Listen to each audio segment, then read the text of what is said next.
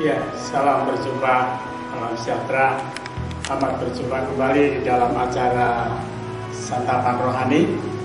Mari Bapak Ibu Saudara terkasih dalam Tuhan, kita akan berdoa sebelum kita belajar bersama untuk menelaah kebenaran firman Tuhan.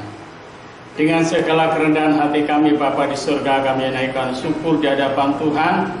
Kasih dan anugerah-Mu terus menyertai kami, memelihara kami, memberkati kami, memberikan kesehatan dan kekuatan sampai hari ini.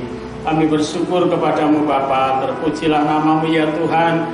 Sementara kami akan belajar kebenaran firman-Mu, berikan pewahyuan-Mu kepada setiap kami yang mendengar akan kebenaran firman-Mu. Ya, kebenaran firman-Mu membentuk, membangun, membawa kami ke dalam hadirat Tuhan. Terima kasih Bapa, kami berdoa di dalam nama Tuhan Yesus. Haleluya.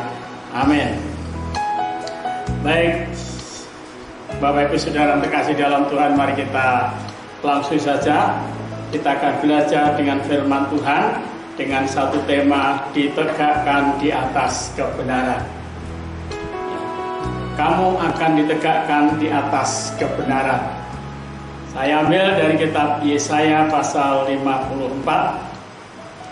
Kita akan membaca bersama dengan ayat yang tertulis di dalam ayat yang ke-10 sampai dengan ayat yang ke-14.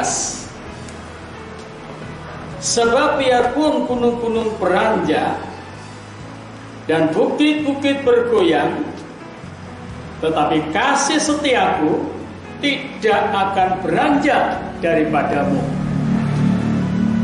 dan perjanjian damaiku tidak akan bergoyang. Firman Tuhan yang mengasihi engkau.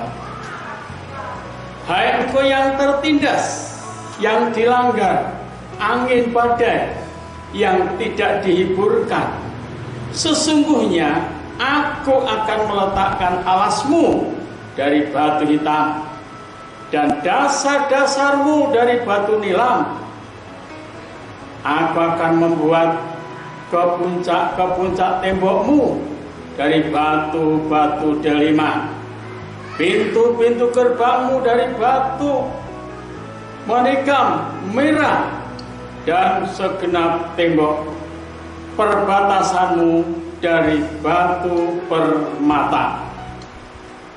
Semua anakmu akan menjadi murid Tuhan, dan besarlah kesejahteraan mereka.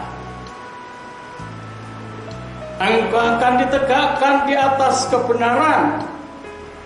Engkau akan jauh dari pemerasan, sebab engkau tidak usah lagi takut, dan engkau akan jauh dari kekejutan, sebab ia tidak akan mendekat kepadamu. Bapak Ibu Saudara yang terkasih di dalam Tuhan, itulah janji Tuhan, perjanjian damai antara Tuhan dengan Sion. Perjanjian Tuhan, perjanjian Allah dengan Sion. Siapa Sion? Sion ini sesungguhnya adalah menunjuk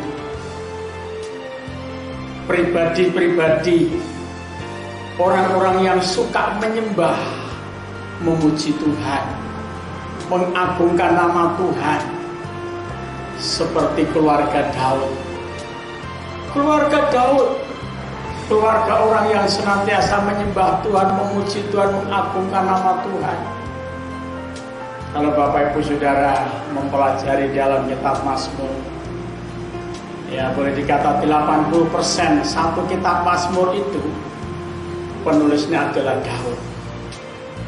Ya Saudara, Bapak Ibu yang terkasih dalam Tuhan, janji Tuhan mengatakan, biarpun gunung-gunung beranjak dan bukit-bukit bergoyang, tetapi kasih setiaku, kata Tuhan, tidak akan beranjak, tidak akan beralih, tidak akan berpindah. Ya, Saudara, tidak akan berpaling. Kasih setia Tuhan tidak akan pernah berpaling dari kehidupan orang yang senantiasa suka memuji dan menyembah Tuhan. Saudara, kenapa Tuhan suka dengan orang yang memuji Tuhan dan menyembah Tuhan? Karena orang yang suka memuji Tuhan dan menyembah Tuhan itu, Bapak Ibu Saudara, tidak mudah terkontaminasi, tidak mudah terpengaruh oleh ilah-ilah masa kini, oleh gerakan-gerakan ilah masa kini. Tetapi hidupnya akan selalu berfokus kepada Tuhan. Hatinya hanya tertuju kepada Tuhan, cinta kasihnya hanya kepada Tuhan. Itu sebabnya Tuhan mengatakan, perjanjian damaiku tidak akan bergoyang. Tuhan, firman Tuhan yang mengasihi engkau. Ketika Tuhan Yesus hendak melanjutkan pekerjaannya di atas kayu salib Gunung Golgota, Tuhan Yesus mengatakan, damai sejahteraku ku tinggalkan bagimu, damai sejahteraku ku berikan padamu. Damai sejahteraku yang ku berikan kepadamu tidak sama seperti damai sejahtera yang dunia punya. Bapak Ibu Saudara yang terkasih di dalam Tuhan, Alkitab mengatakan dengan jelas, ya, ayat ini, firman ini ditujukan kepada orang-orang yang sedang mengalami satu penindasan, mengalami satu perlakuan yang tidak baik kepada para penguasa pada saat itu. Tuhan mengatakan, Tuhan berjanji, ya, Dia katakan, hai yang tertindas, yang dilanggar oleh badai, angin badai, ya, yang tidak dihiburkan, sesungguhnya aku akan meletakkan alasmu dari batu nilam. Tuhan meletakkan sebuah dasar, sebuah pondasi yang kuat untuk kehidupan orang percaya. Siapa alas batu nilam? Dijelaskan di dalam kitab suratan Efesus. Saudara, bahwa jemaat Tuhan dibangun di atas dasar para rasul-rasul, di atas dasar para nabi, dan Kristus sebagai batu penjuru. Itulah jemaat Tuhan, itulah kehidupan orang percaya. Mari Bapak Ibu Saudara, kita mau menjadi orang yang senantiasa mau dibangun di atas dasar korban Kristus, di atas dasar para rasul, di atas dasar para nabi. Dan Tuhan Yesus juga mengatakan bahwa aku akan mendirikan jemaatku di atas batu karang ini, dan alam maut tidak akan menguasainya. Saudara yang terkasih di dalam Tuhan, bahkan ayat selanjutnya dikatakan, ayat 12, aku akan membuat kepuncak-kepuncak tembokmu dari batu delima, pintu-pintu gerbangmu dari batu manika merah. Saudara, dan segenap tembokmu, perbatasanmu dari batu permata. Saudara, itu janji Tuhan. Apa itu batu permata? Apa itu batu nilam? Ya, itu sesungguhnya berbicara tentang hidup yang penuh dengan pengharapan. Ketika kita senantiasa memperhatikan didikan Tuhan, memperhatikan firman Tuhan, di dalam Amsal pasal 23 mengatakan, pengharapanmu tidak akan hilang.